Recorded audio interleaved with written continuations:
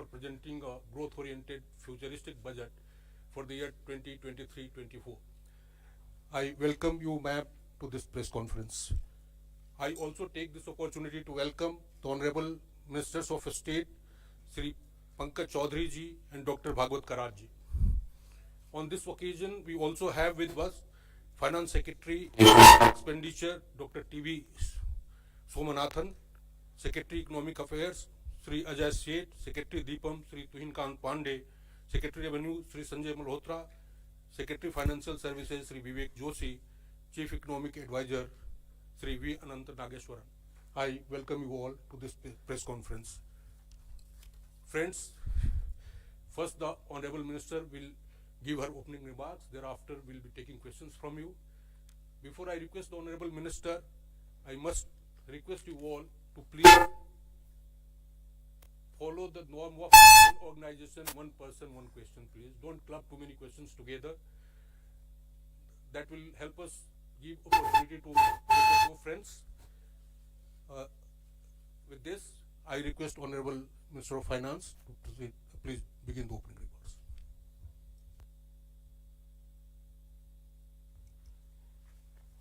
Thank you.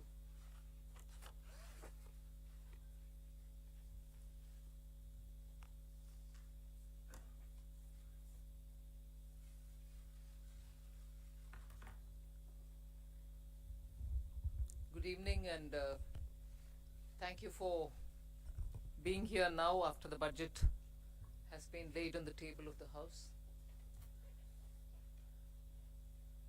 As opening remark, I'll just give a few indications of what has been highlighted in the budget. Broadly, I think the 4 emphasis points are on empowering women, giving a lot more attention to the SHG groups which are in the rural areas, trying to scale them up, give them the opportunity to brand and produce and also market their products in a far more scaled up and professional manner. Emphasis on tourism and training of youth for readying themselves for tourism, specific action for 50 destinations where comprehensive tourism action plans will be introduced. Then what is being called as PM Vikas, looking at Vishwakarma, people who create things, make things out of their hands using tools. In some states they are called Vishwakarmas, in some other states some castes are referred to as Vishwakarma, but what we mean here is to cover all those artisans and craftspeople who do things with their hands using some tools, so not specifically only to some particular communities, but to all who create the soft power of India through their craftsmanship. Then the 4 is green growth, the 4th one, which is in every sphere of life we have policy interventions and enabling provisions made so that India moves fast on the transition to renewable energy, the investments made for hydrogen mission, renewable energy transitional facilities which we need, natural gas, and also looking at biogas, also evacuation of power from renewable energy sources located in Ladakh to the rest of the country. So those are 4 highlights which I'd like you to go back to see the scale in which we are approaching these issues and the impact that it will have on large sections of India's population. Then of course I gave 7 priorities which began with talking about inclusive growth, investments in infrastructure, also reaching the last mile so that those who are still left without a house or a sanitary facility or a road which is reaching them, and so on. So the last mile, reaching the last mile for those who desperately need that kind of a link are all being covered. Then we are also looking at a very futuristic fintech financial sector, for which we have brought in some specific ideas. We are looking at also improving the industrialization of this country, where people will be trained for Industrial Revolution 4.0, which means they're going to be trained for AI, IoT, using Web3 in other words. So training manpower to ready themselves for industries which are rapidly becoming industrialized in the Web3 context. Then digital economy, unleashing the digital power of India in various walks of life, setting up an artificial intelligence research center, center for excellence. So all these are in part A. There's a lot of increase in the agriculture credit availability, 20 lakhs being made available for agriculture credit. Also a sub-scheme under the PM Matsya Sampada Yojana, making sure that people living in the coastal areas are going to benefit from it, fishermen are going to benefit from it. Now, if largely the part A has looked at these, part B has aimed at rationalizing the customs duties, also making sure personal income tax, after a very long time, has had substantial changes which will benefit the middle class. And also because this country has been waiting for direct taxation to be simplified, also waiting for direct taxation to be a lot more easy in compliance, and therefore the new taxation regime that we brought in for direct taxation 2-3 years ago has now got greater incentives, greater attraction, so that people can unhesitatingly move from the old to the new.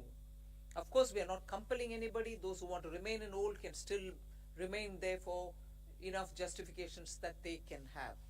But the new one obviously is now attractive because it gives greater rebate.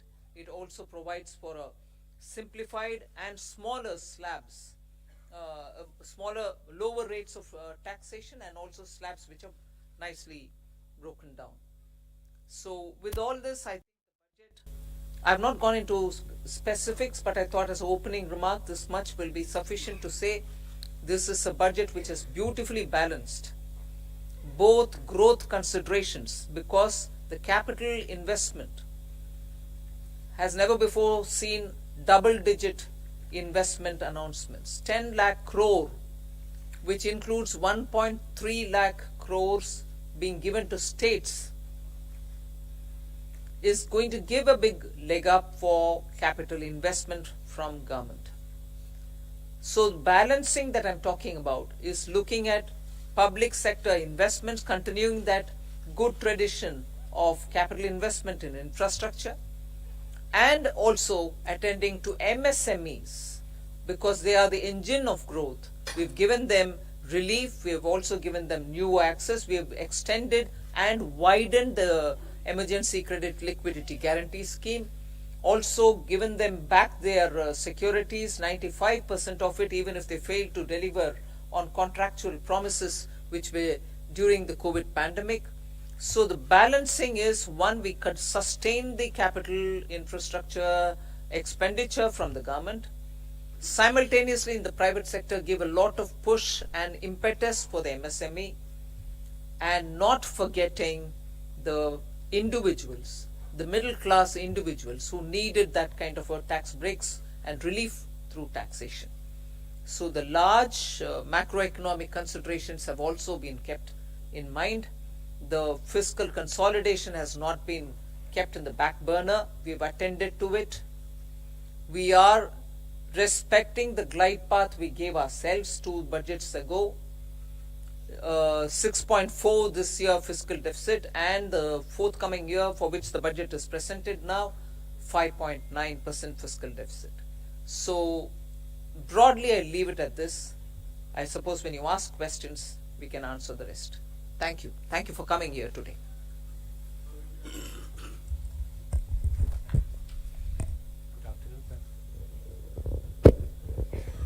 Good afternoon, ma'am. Shishir here from Hindu Business Line.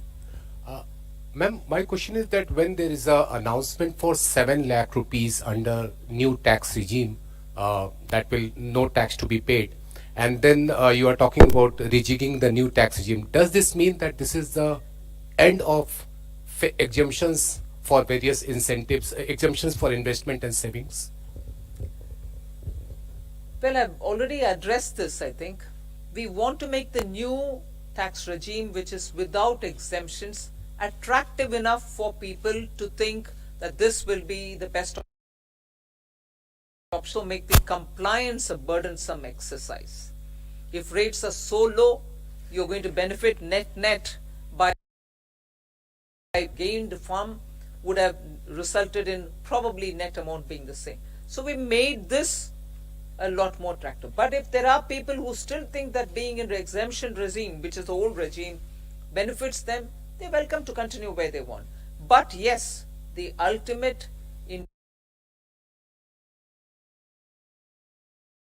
attractive, and that is why we've come up with this.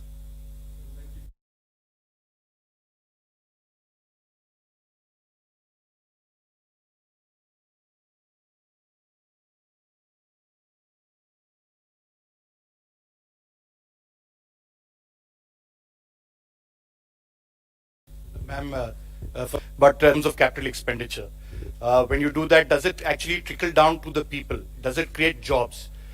I know you've been doing this for the last 2 years. Are you sure that this will really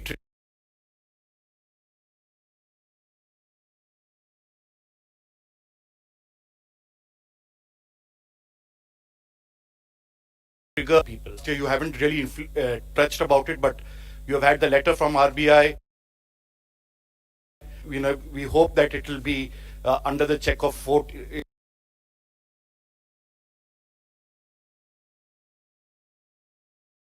Answer to both these points.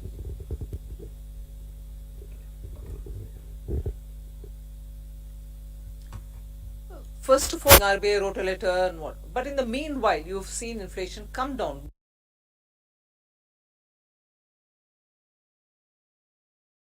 Both by the government. We take inflation-related steps.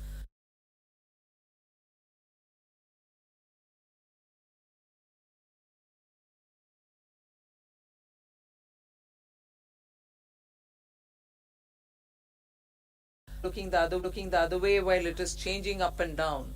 We have kept attending to it, and as a result, you find the explain that we've attended to it with all earnestness, having respected the glide path we gave ourselves earlier.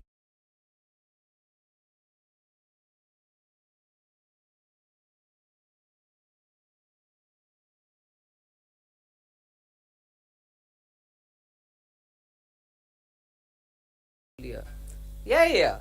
You may want. I would have appreciated if you asked me. You said something in the BE, but you have not really exhausted what you put forth. You've not received. I would have been happy to answer if that were to be the case.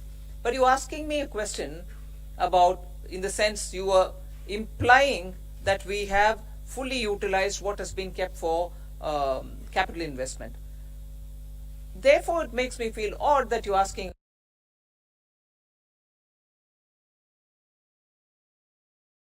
a question and money is utilized, and that it is utilized is coming through from the budget statement.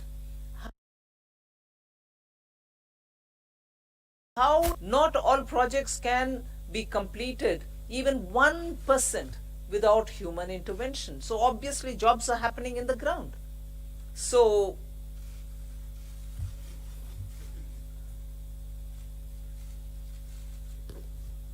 Ma'am, I want to ask you, ma'am here.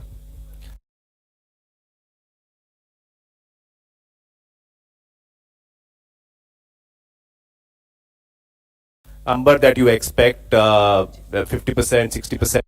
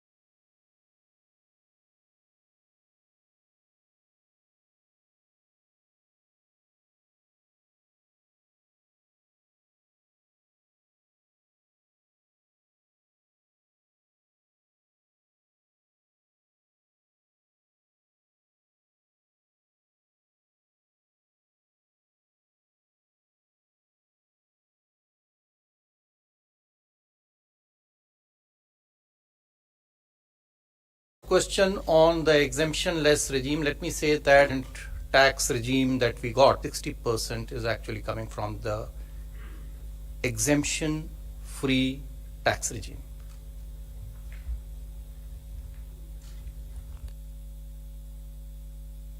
Individuals data we will not have, but we are very hopeful that this particular scheme for individual taxpayers, the PIT, I think the majority would prefer. I mean, all of you, if you all do your own calculations, I think majority here would be now wanting to shift irrespective of their incomes and the deductions and exemptions that they claim. They would be finding it more attractive to shift to the new tax regime, majority of them.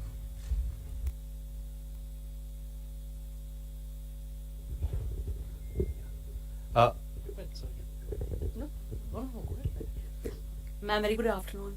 Congratulations on a great budget. It's very clean, simple, nicely done. Ma'am, one quick question on Capex and one more on petroleum subsidy. Ma'am, your Capex for RE is lower actually in terms of the spend as of now. But the target is greatly stepped up for FY24. So what gives the confidence that it will be all utilized? That Capex RE is lower, ma'am. 7.28 versus slightly lower, and a big jump for FY24. So what gives the government the confidence that all of it is going to be utilized and well spent? That's one, ma'am. And second, ma'am, on the petroleum front, the LPG subsidy has been kept pretty low. You had announced certain additional measures last year in May, along with the deep cuts in excise on petrol, diesel. So what happens to those announcements regarding LPG subsidy? They have not been rolled over. And plus, ma'am, there is a demand coming in from oil cores now after LPG losses that you have made good by giving them money. That something needs to be done on fuel also. So would the government consider? What was the last bit? Something has to be done for who? Basically, demand coming in from oil cores in terms of oil marketing companies. Yes, cash compensation. The money for which fuel. is now being given is not for that. Not for that, ma'am. So, all of it. So, on your first question on capital expenditure. So, yes, the revised estimates are about 97% or 98% of the budget estimate. Yes, there is a slight deviation. It's mainly on the state capital expenditure, which is falling short of the 1 lakh crore. Actually, the central capital expenditure is going to exceed the budget estimates. State capital expenditure is not expected to reach the 1 lakh crore figure because some portions of the state capital investment scheme have reform conditions. So some states have not been able to meet some of the conditions. Therefore, we expect, I think the figures are there, about 76% of the state capital expenditure scheme is likely to be spent. That's the revised estimate. So the shortfall is actually on the state side, not on the central side. Point number one. What gives you the confidence for next year? I think if you look at the allocations that have been made, they've made in actually the increments are in 4 clear areas. One, railways. The railways has enough projects to absorb the additional capital expenditure. The second is highways. They have adequate projects running to absorb this capital expenditure. The third is states, 30,000 crores. Now, yes, there will always be a challenge, but I think the states are gearing up now. This 2 years of this experiment has helped them to improve their spending capacity. And we are also seeing an uptick in the second half of this year on the state capital expenditure. So I'm reasonably confident that the states will absorb the 1,30,000 that has been provided. And the other big item on the central side is the petroleum capital expenditure, which is for retrofitting of refineries to meet emission standards and pollution standards, and partly for augmenting our strategic reserves. So I'm quite confident that we'll meet the expenditure targets. Please.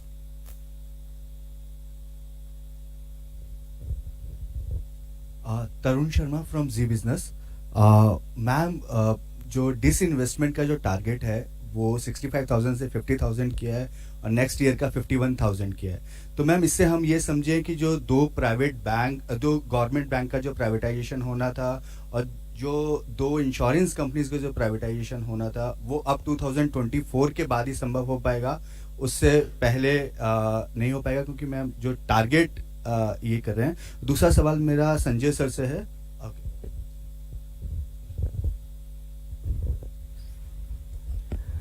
जैसा कि आपको विदित है कि disinvestment तो market conditions और कई चीज़ों से निर्भर करता है, तो उस हिसाब से जो प्रैक्टिकल और प्रूडेंट टारगेट है वो रखा गया है।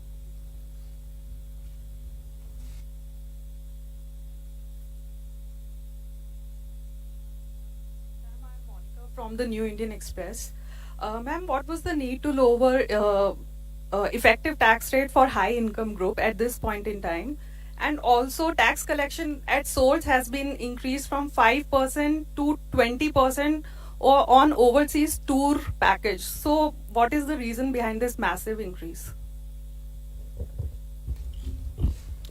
See, the tour packages are generally taken by people whose effective tax rate is certainly more than 30%.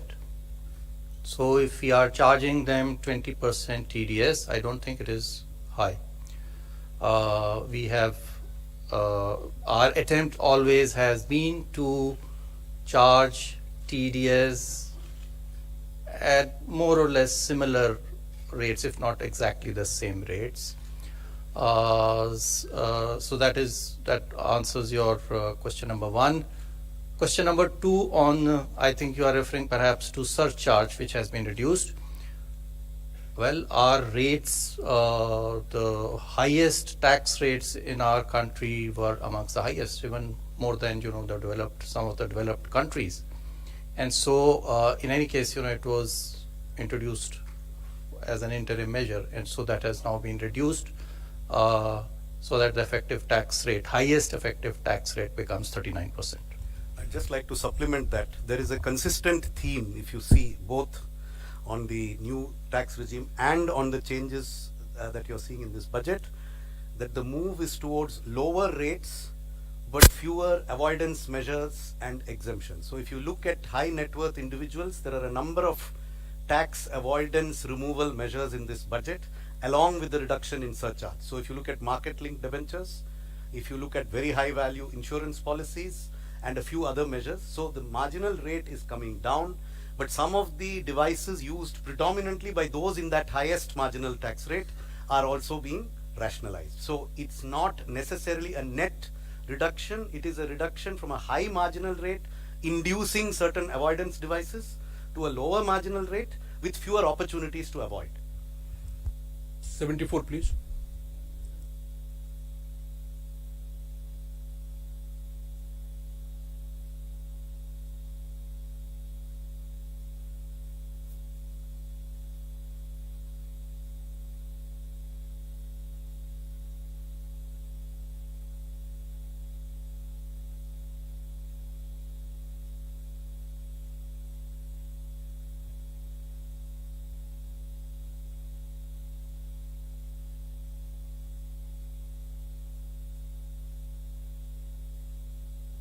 One's mind being part of a political party. But consistent with what we believe, we placed our emphasis and priorities on those. And that's what you've seen in the budget.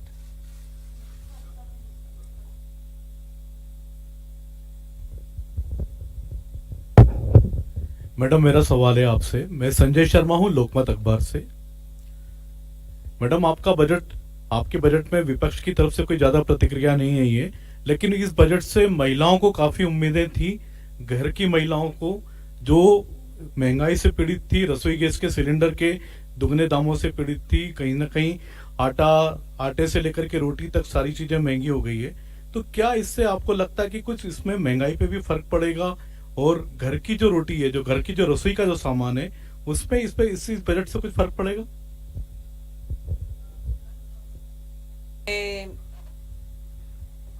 Government का निर्णय को देखे होंगे कि गेहूं के लिए market में रिलीज करने के लिए आदेश हुआ है, जिससे गेहूं के दाम कम होने के इतना क्लियर इंडिकेशन है, जिससे सीधा घर में रसोई में फर्क पड़ेगा ही पड़ेगा।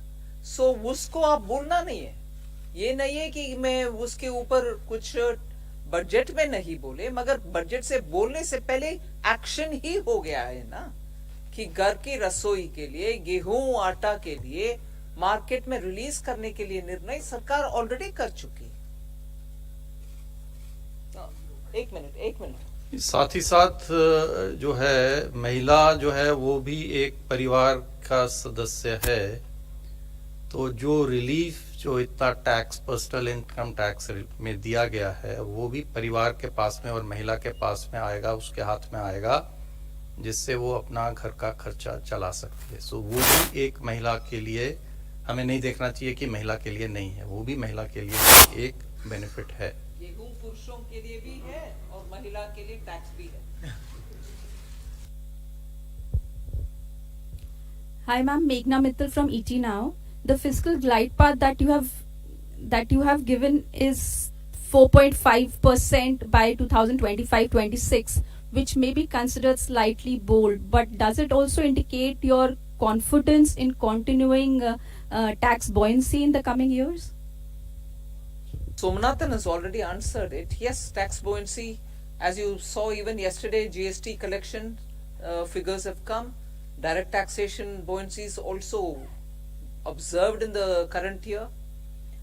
That is one thing. I think to the credit of this team, there's been a very robust management of macroeconomics.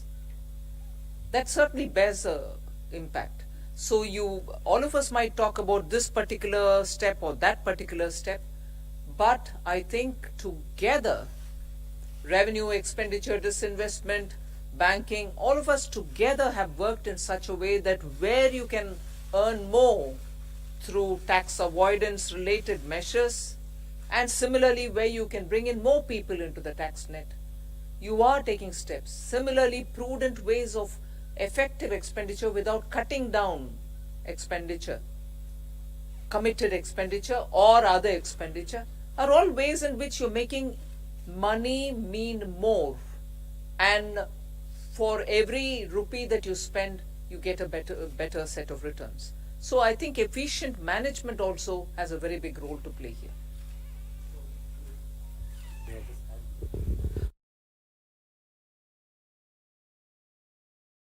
I just wanted to add to your question. The estimates in the budget, the revenue estimates in the budget, do not assume a buoyancy greater than 1 for the coming financial year. It assumes a buoyancy of 1. Gross taxes are expected to grow by the same 10.5% by which we have estimated the GDP to grow, which is slightly lower than the figure implied by the economic survey. And therefore we are assuming only a buoyancy of 1. But if the experience of this year is repeated next year, then it may in fact be more than 1. But we have taken a conservative assumption, and I think the very fact that the commitment to 4.5% was reiterated word by word in this budget gives you an indication that we feel that we have the means and the ability to reach that target by 2025-26. I would also point out that many of our expenditure increases are on discretionary spends. We have kept a very tight lid on the irreducible types of expenditure, and therefore there is room in the budget both on the revenue side and on the expenditure side for us to reach that fiscal deficit target by 2025-26, and it is not likely that the finance minister has reiterated it in parliament today. Ma'am, Timsi Jaipuria from CNBC TV 18. Ma'am, I have two questions. Firstly, on the TDS reforms, you've come out with two specific reforms. For one, 20% TDS on foreign investments. Why has this been introduced? Is it to curb the flight of capital or investments which was going outside the country? And secondly, on students who are going outside to study, on that also the TDS has come, there's a 5% that has been levied, or it has been reduced. There is no change on education, or absolutely not. That's wrong. Your facts are wrong. But what happens to the amount that one spends in staying there as a student? First correct the thing which you've said, because yours is a very powerful voice, and that can spread among your dosts, and that can go out. No change has been made for education or health purpose, LRS. Please, I hope my voice is audible much more than Timsi's. Thank you for correcting me, ma'am. But on the foreign capital, on the foreign investment, the TDS, of 20%. If you could I already explain answered the your, rationale. I think this question was asked and I already answered it to say that for those categories of people who are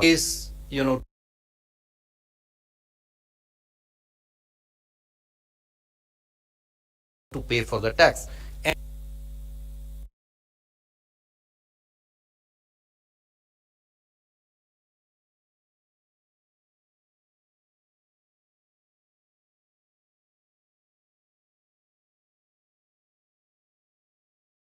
to make these remittances, but whose tax returns are, if you don't collect the tax, if you are able to make remittances to invest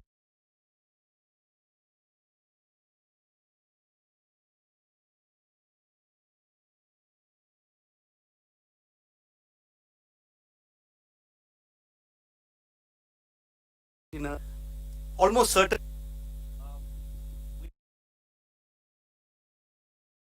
lot of public investment and private consumption. Are you still happy with the private investment? Are you still expecting it to grow? Or do you think for the moment it is only public investment that will go on?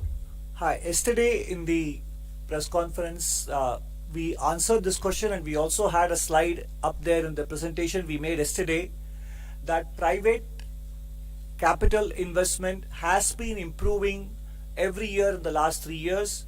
For example, in the first half of 2021, based on quarterly earnings reports filed by listed companies, the capital expenditure was 2.1 lakh crores, which increased to 2.4 lakh crores in 21-22 in the first half, April to September, and 22-23 it has gone up to 3.3 lakh crores. And then you look at the RBI survey on capacity utilization and investment spending plans of the respondents. There is a very clear sign that many private sector companies are looking to enhance their capital expenditure. So both in terms of intent and in terms of actual spend, private capital investment is showing very clear signs of revival.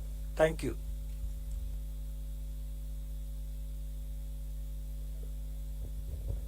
Ma'am, this is Ujjwal Narayan from Newsrise. Ma'am, this is your 5th budget, and when you started with in the first budget, you talk about India reaching to a 5 trillion economy by 2025. So just I wanted to know what is the situation, because yesterday CA has put forward another goal post of becoming a 7 trillion economy in next 7 years. So what is happening to that target? That is my simple question.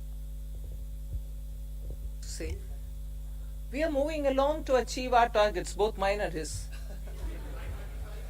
We'll achieve, we'll achieve.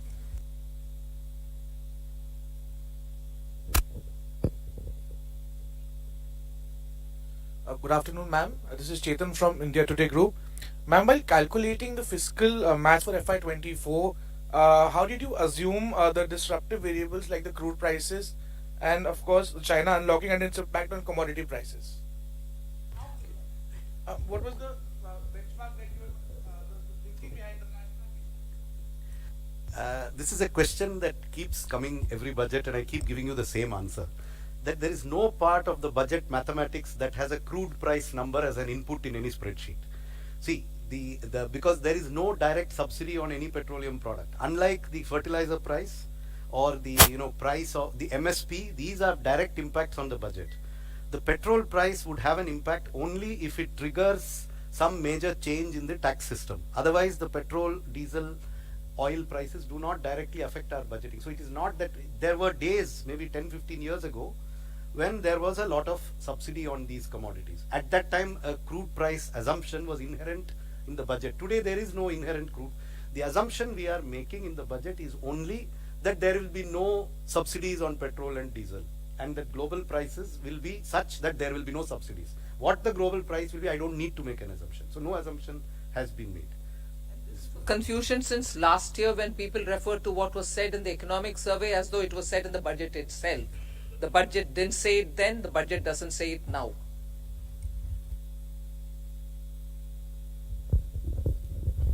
मैं आमिर हूँ news nation से. पहला सवाल तो ये कि जब शुरुआत हुई थी एक तरह से मोदी सरकार की, तो कहा था कि अर्थव्यवस्था को बेहतर करने के लिए कड़वे घूंट पीने पड़ेंगे और बहुत ही कड़े मेजर्स लिए गए स्टार्टिंग में। लेकिन आज ये देख रहे हैं कि सरकार ने कड़वे घूंट पिए हैं जनता को खुश देखने के लिए। तो क्या ये चुनावी बजट है, इसको मानती है? और पहला ये, दूसरा ये कि इनकम टैक्स में जिस तरह से जो छूट की सीमा है, जो पहला फेज है आपका जिसमें 7 लाख तक की छूट है, तो उसमें वो फेज आपको लगता है कि इससे राजस्व पर भार पड़ेगा? कितना भार पड़ेगा, कोई एस्टिमेट है? We have said it in the budget speech itself as to what is the net revenue foregone. उसका घोषणा ही कर चुके हैं हम, हिडन नहीं रखे। सो वो आ गया है 35,000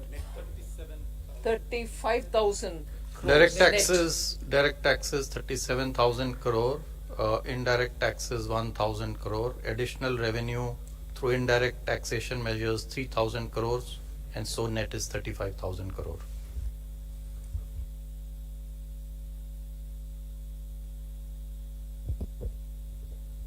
This is Anuradha from Economic Times.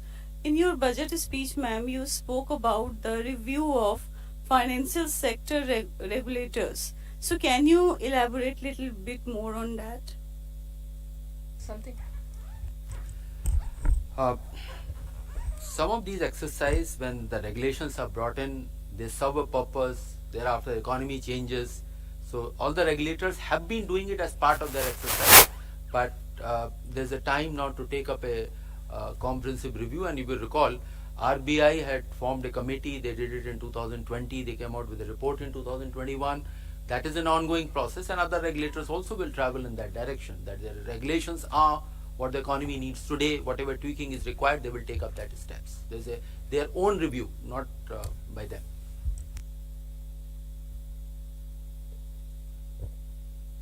Ma'am, congratulations on your penultimate budget. And ma'am, am I audible, ma'am? Congratulations on last full budget, and I just wanted to understand, you have mentioned, alluded to Banking Regulation Act Amendment and Banking Companies Act Amendment. Is it an indication that this year we'll see privatization on that front, public sector banking front?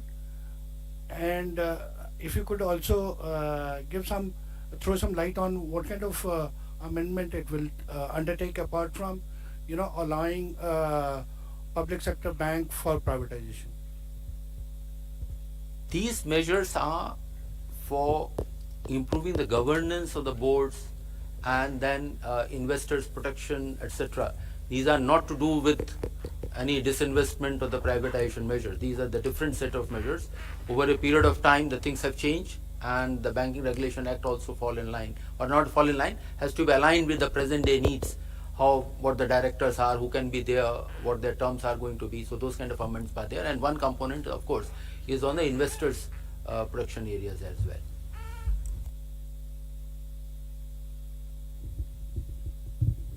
Good afternoon, ma'am. I'm Rima Sharma from Kotibimba Life. My question,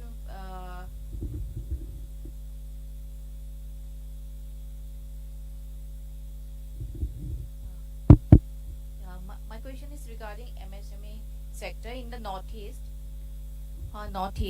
especially in Assam. During pandemic, that Assam handloom sector and bamboo sector badly affected. Many artisans forced to close their work. So in your budget, you have saying something MSME sector, you have given some relief and widen the possibilities. So as Gamusa also getting GI tag this time, so do you have any special relief for the Assam and northeastern artisans, especially in the handloom sector and bamboo sector?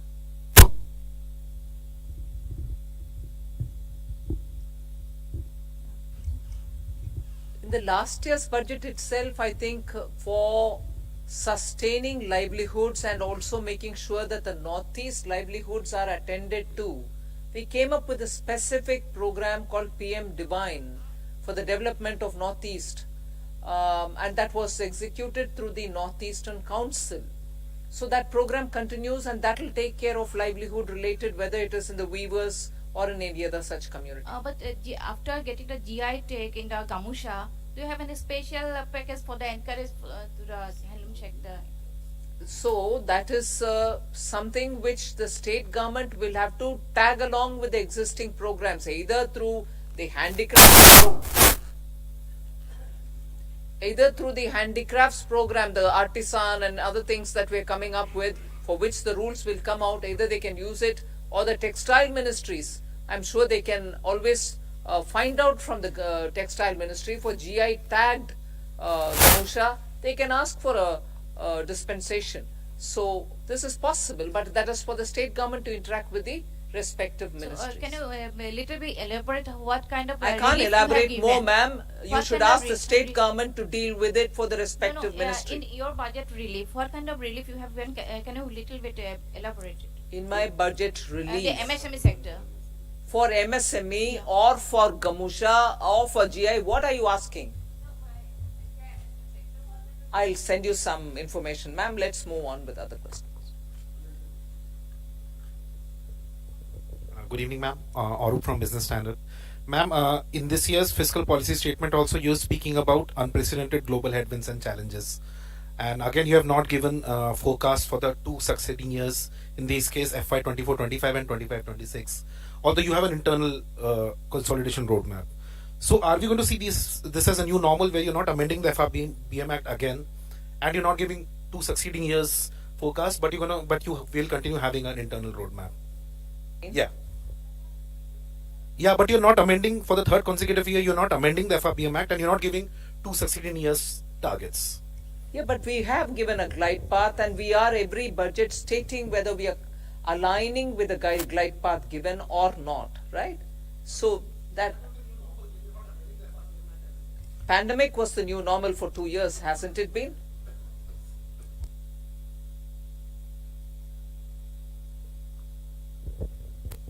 Hi, I'm Siddharth from Money Control here. The gross borrowing number is 15.4 lakh crores. Net is the gross borrowing is 15.4 lakh. Net is 11.8 lakh. Especially with real interest rates returning to positive territory in the last few months, with the RBI hiking rates, do you see borrowing costs for companies rising, especially and perhaps the government crowding out the private sector, and could that impact private investments? So I think the question of crowding out, actually the increase in borrowing over the previous year is 8%. The economy has grown at a nominal rate of 15% over this same period. So this is a level of borrowing which I think will not lead to any incremental crowding out. In fact, as a percentage of the size of the nominal economy, the total gross borrowing is actually going to be lower in 23-24 than in 22-23. So incremental crowding out, I think, is not a significant issue, and that I do not think will lead to any impact on borrowing costs in the private sector.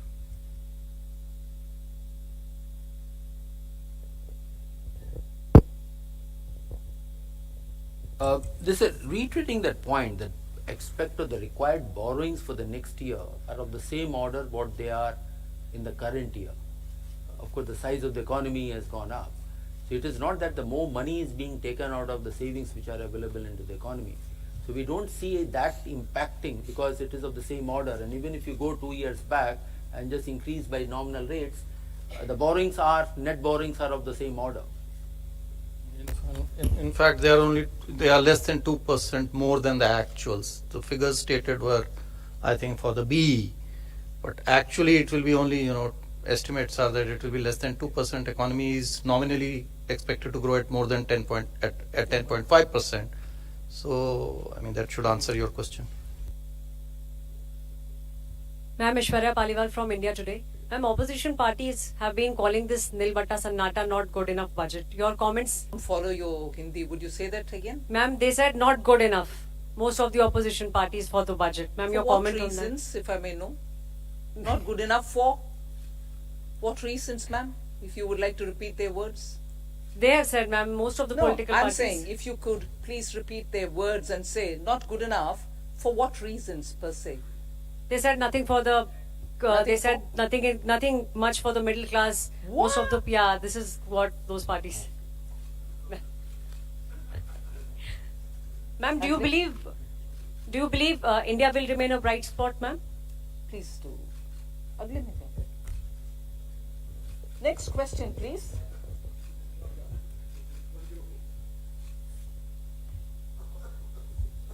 Ma'am, my name is Mukesh and I work for Newsrise. Just wanted to know, is there a component of green bonds in the... does it contain green bonds also? I mean, what would be the component of green bonds? Sovereign green bonds. Repeat your question, please. Interrupted me. So basically, in this overall gross borrowing that we have for the year, what component of that would be in form of green bonds?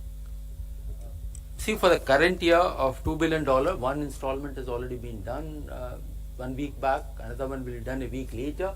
So for the next, and the monies which we are going to raise now through these bonds, $2 billion, will be used for the projects which have been identified. And if those projects require in the pipeline that they require more money, then we will raise money through the green bonds, but that will be part of the overall borrowings which have been suggested. Pardon?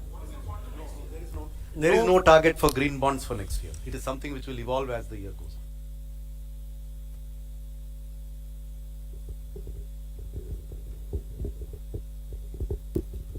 on. Ma'am, this is Premanshu from Anandavajar Patrika. You have said that your capital expenditure has reached 10 lakh crore, but the interest payment expenditure that has also reached 10 lakh crore. And the interest payment burden, it is almost 40% of the revenue receipt. So do you think it is a matter of concern for? It is always desirable for a government to have its interest payments as low as possible. But you are aware of the reasons for which government had to borrow a lot over the last 3 years. And all that I can say is the borrowings have been used very constructively towards growth-inducing investments and have not been frittered away on unproductive expenditure. Therefore, if the economy keeps growing at the rate that it has started to grow at now, then this is unlikely to be an unsustainable debt burden. We are quite confident that the interest burden will gradually come down as the GDP keeps growing. And to sustain that growth, the quality of expenditure, the quality of government expenditure is increasing. The revenue deficit is falling even faster than the fiscal deficit. So we are actually seeing an improvement in the quality of public expenditure, which will enable us to sustain this higher interest burden, which is a result of history. 2 years of COVID, where the entire globe has seen an increase in interest burden in all governments all over the world.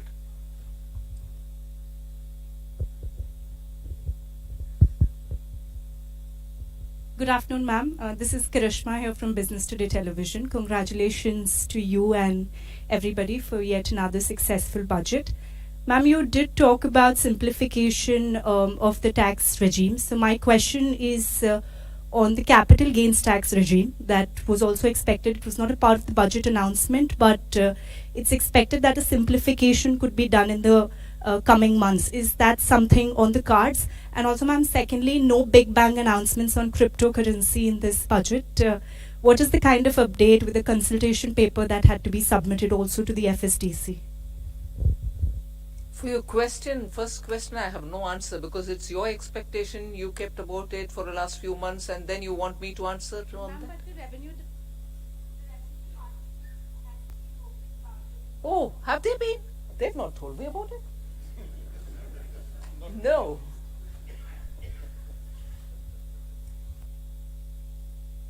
To say no.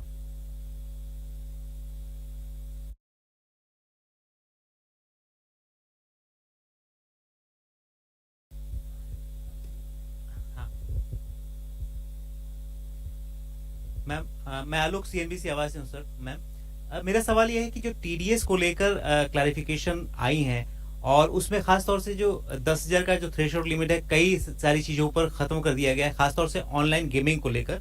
इसके पीछे क्या reason है? Online gaming को लेकर अभी भी क्या सरकार काफी कॉन्शियस है या ऐसा लग रहा है कि अभी भी टैक्स लीकेज है वहां से, या बाकी चीजों पर भी जो खत्म किया गया है ये टीडीएस के लिए जो 10,000 का एग्जम्पशन, उसके पीछे क्या रीजन है?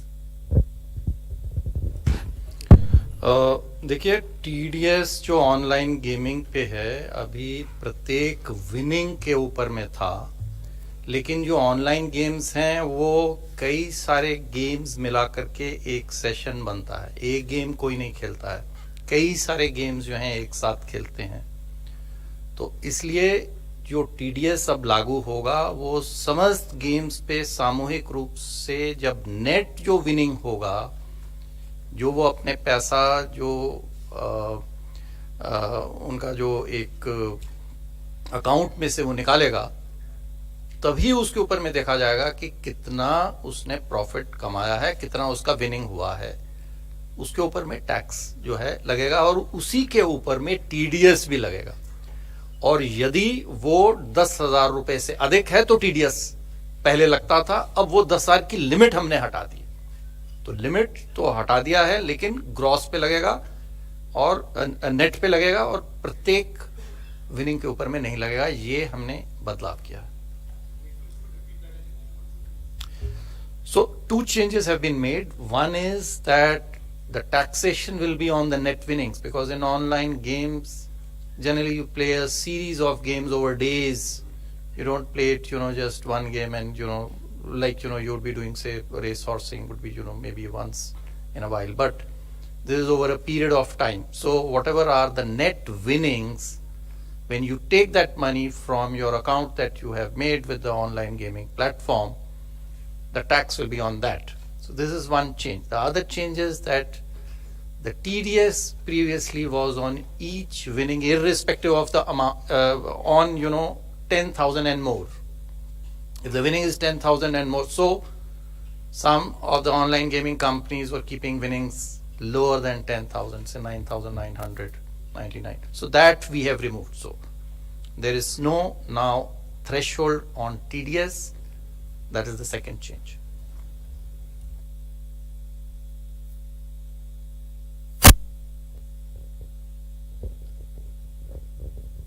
Hi ma'am, this is Priyashmita from Informist Media. Ma'am, I wanted to know that there has been an upward revision in the small savings estimates for FY23. However, data suggests that there is a shortfall. So how do you plan to achieve it?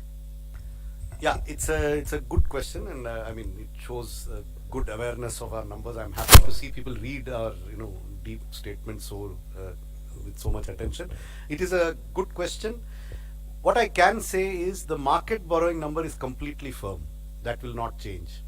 The remaining numbers have a little bit of fluidity, whether it is small savings, state government provident fund is a very fluid number. See, because if state governments change that number, it affects the overall balance of our funding plans. The market borrowing number is firm. The small savings number there is traditionally a seasonality where a lot of small savings comes in the last quarter because people plan their taxes in the month of February and March. So there is usually an upsurge. Will it reach this number or not? You see, these numbers are subject to a number of assumptions. But we are confident that in aggregate, the other sources except market borrowing, the aggregate of them will be close to what we have estimated.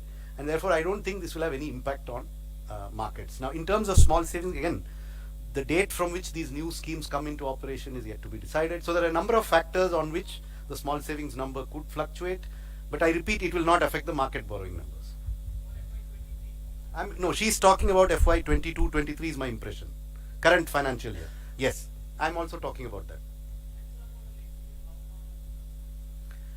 Again, the next year, 14 months before the end of the year, I cannot be firm on next year's numbers, but they are as firm as we can make them 14 months ahead of time.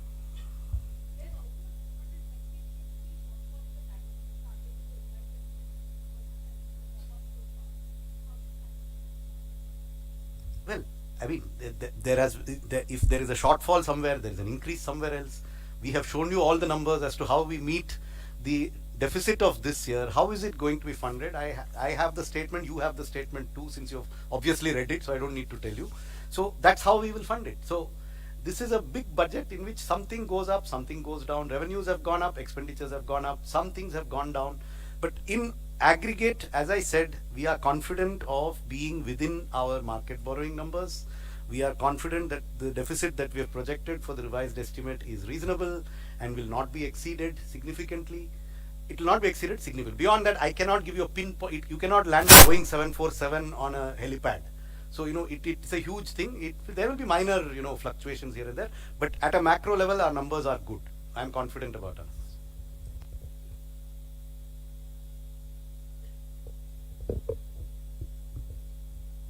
Ma'am नमस्कार, मेरा नाम महावीर सिंह है, freelancing करता हूँ।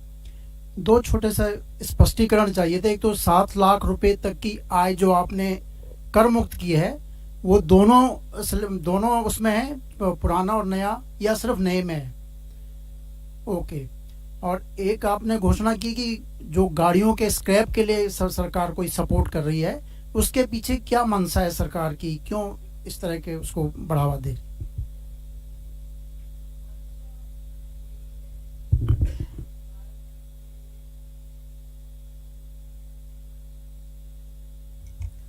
मंशा यही है कि एनवायरनमेंट के लिए पुराना गाड़ी को हटाना चाहिए, मगर वैसे बिना इंसेंटिव हटाना भी मुश्किल है, क्योंकि लोगों को लगेगा कि हटाने में से मुझे क्या फायदा है।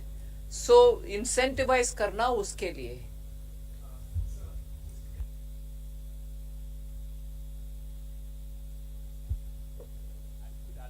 Scrapping of vehicles and replacement of vehicles as well. What is the kind of outlay that will be there and that we'll see in the coming fiscal? See, there are two parts to it. For the central government, all central government vehicles that are beyond the 15-year age limit will be scrapped. Those of them that need to be replaced will be replaced. This money is provided for in different departmental budgets because it is not a macro number that is planned centrally. The number is significant. It exceeds 1,000 crores. What it exactly is, I also don't know. I'd have to add it up from several books. For state governments, we are making this part of the scheme for state capital investment. If they need to replace old state government vehicles, then that support will come from this scheme. And they have to meet certain conditions on meeting the national scrapping policy. The aim is to get rid of polluting old vehicles in the government sector.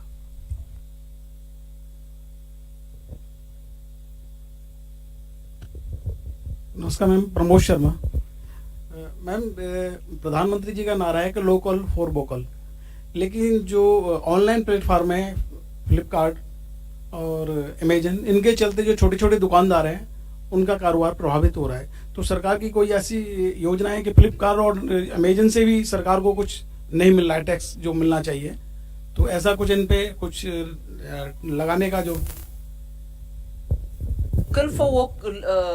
Local के लिए तो GeM में portal में MSME को स्थान मिल रहे हैं।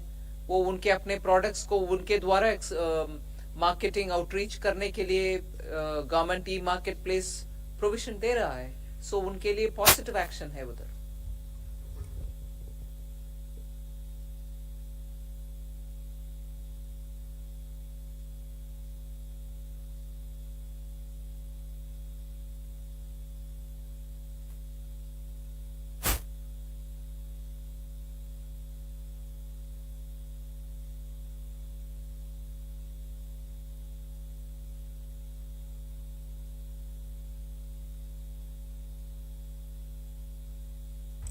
Precise numbers I don't have at this point of time, but the scheme is that if there's an arbitration award which has already happened, either of the party, either a government department or a government undertaking has challenged it, or the contractor has challenged it, and that arbitration award is being contested in any court, then depending upon the level of the dispute, a settlement can be reached between the two parties so as to reduce the amount of litigation which will be there. Yeah, it will be a voluntary, it is voluntary. Any dispute can be settled out of court by both parties. Traditionally, there are difficulties for government to take a discretionary decision on settling a dispute. So this will be a standardized set of terms depending on the nature of dispute and the level at which the dispute has been settled, or has been where there's an arbitration award, where there's a court award, where there's a Supreme Court award. There are different levels at which there is certainty or uncertainty. We will be coming out with a draft scheme which will be put out for consultation very shortly from the Department of Expenditure. So, no, it is only for domestic. Only domestic disputes. It will not cover international arbitrations or international cases. Definitely not.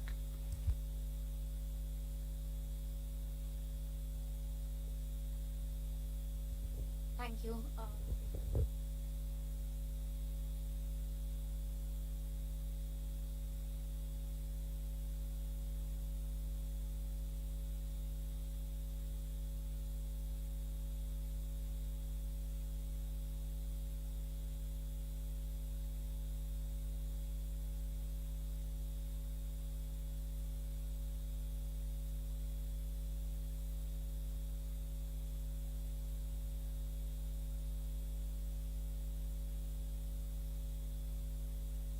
Want both of them to answer for each economic survey from his school of thought and us from our school of thought? We are not going to be talking about comparing the two and giving justification for one. They come from their school of thought and we do it ours, right? I understood the question, but you're trying to link the two which are not so related. That is economic survey. Yeah?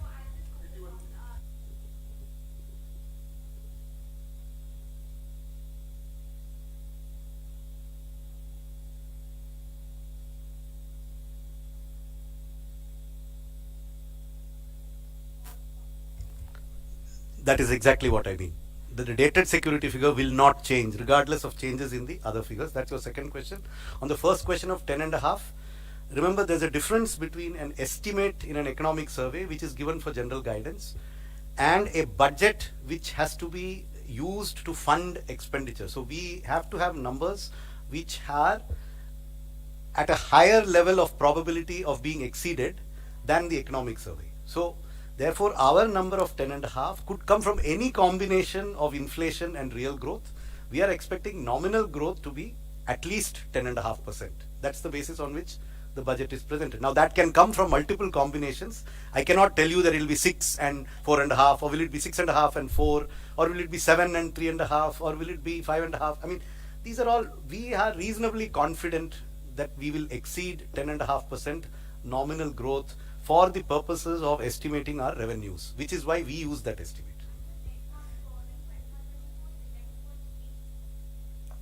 Whatever is stated in the budget speech, it is there, it is 11.8, it has been stated in the budget speech, and I know you have read this statement, so it is there, 11.8.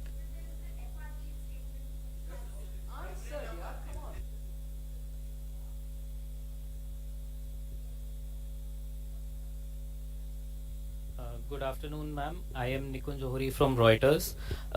You said that there'll be changes to improve governance for banks. So will there also be changes to the Bank Nationalization Act that will enable you to privatize 2 banks that you'd announced earlier? And also, ma'am, is there a concern for the government? Our markets have fallen the last few days because of decline in Adani Group stocks. So is that a concern for the government, because retail investors have also been impacted significantly because of this? I had answered that question earlier, that the proposed amendments have nothing to do with disinvestment or privatization of the bank. That is a separate chapter. As far as the second question is concerned, we in the government don't comment upon the issues relating with a particular company.